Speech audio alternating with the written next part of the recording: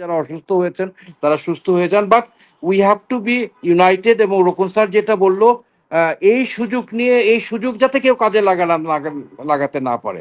আমাদের দেশকে যারা ভালো না বাসে, আমাদের যে শত্রু যারা আছে, তারা যেটা এটার অ্যাডভান্টেজ নিয়ে আমাদের মধ্যে আরো বিভেদ সৃষ্টি না করতে পারে, সে ব্যাপারে আমাদের সজাগ থাকতে হবে। এই অ্যাক্সিডেন্টে যদি 200 জনও মারা যায়, আল্লাহ না করুক, এখানে লুকাচুরির কিছু নাই, এখানে লুকাচুরি নয়, এখানে কারো কোনো ফল নাই। আমাদেরকে সত্য কথাটা প্রকাশ করতে হবে। এই সশস্ত্র বাহিনী সরকারের উপরে মানুষের আত্মবিশ্বাস বাড়াতে হবে।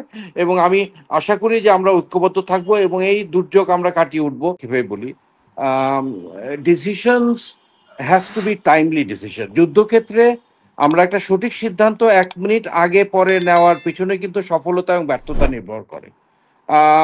গত সরকার কোটা যে দাবিটা ছিল, যেটা যে সময় মেনেছে, ইট ওয়াজ টু লেট। সো সিদ্ধান্ত নেওয়া কেন বিলম্বিত হলো আই ডোন্ট নো, বাট বিলম্বিত না হলেই কিন্তু ইভেনচুয়ালি অনেক সমস্যা থেকে আমরা বেঁচে যেতে পারি। সো এটা খুবই দুঃখজনক। এই সিদ্ধান্তটা দ্রুতই নেওয়া উচিত ছিল।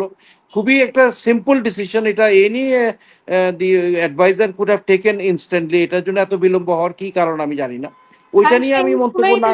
মানে সেই স্কুলেও তো পরীক্ষার্থীরা ছিল, তাই না? জি জি, সেই স্কুলে ছিল এটা। এবং এটা খুবই দুঃখজনক। We have to make our decision making process more efficient, এবং এটা ডিসেন্ট্রালাইজ করতে হবে। The decision cannot come from only 1 person. People must have empowerment to take the right decision at the right moment. আমি যদি আমার সামনে একটা অন্যায় হতে দেখি, আমি সেনাপ্রধানের আদেশের জন্য অপেক্ষা করব না, আমি ওখানে প্রতিরোধ করব, প্রতিবাদ করার চেষ্টা করব। এই এম্পাওয়ারমেন্ট ইজ ভেরি ইম্পর্টেন্ট। আমি রোকন স্যারের সাথে আমি শিওর সারওয়ারও এক কথা বলবে, আমাদের এই ক্রান্তি লগ্নে আমাদেরকে ঐক্যবদ্ধ থাকতে হবে। গত 25 বছরে টোটাল 11টা বাহিনীর বিমান বিধ্বস্ত হয়েছে, 10 জন পাইলট এতে নিহত হয়েছে।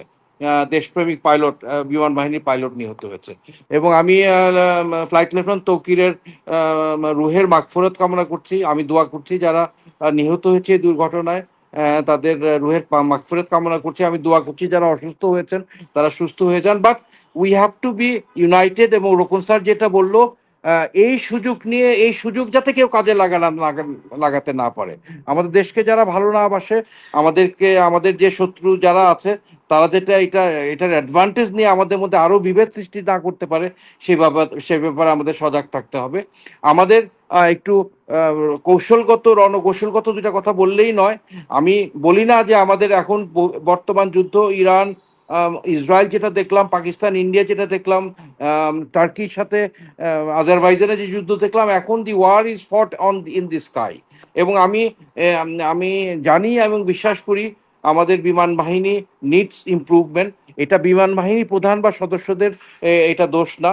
আমাদেরকে এখন চিন্তা করতে হবে কিভাবে আমাদের বিমান বাহিনীকে আরো নিরাপদ করা যায়, আরো শক্তিশালী করা যায় আমাদের শত্রুদের বিরুদ্ধে।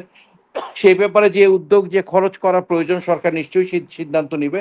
এবং আমি রোকন স্যারের সাথে আরেকটা কথা বলতে চাই যে this investigation must be transparent as possible. এখানে we are talking about lives, parents seeking justice. তো এখানে কতজন মৃত্যু হলো, কি হলো, এটা ব্যাপার লুকাচুরির কিছু নাই। দেশবাসী জানে অ্যাক্সিডেন্ট ইজ অ্যাক্সিডেন্ট। এই অ্যাক্সিডেন্টে যদি 200 জনও মারা যায়, আল্লাহ না করুক, এখানে লুকাচুরির কিছু নাই, এখানে লুকাচুরি নয়, এখানে কারো কোনো ফল নাই। আমাদেরকে সত্য কথাটা প্রকাশ করতে হবে। এই সশস্ত্র বাহিনী সরকারের উপরে মানুষের আত্মবিশ্বাস বাড়াতে হবে। এবং আমি আশা করি যে আমরা ঐক্যবদ্ধ থাকবো এবং এই দুর্যোগ আমরা কাটিয়ে উঠবো এবং আমরা সবাই আবার দেশ গড়ায় মনোনিবেশ হব। অনেক ধন্যবাদ।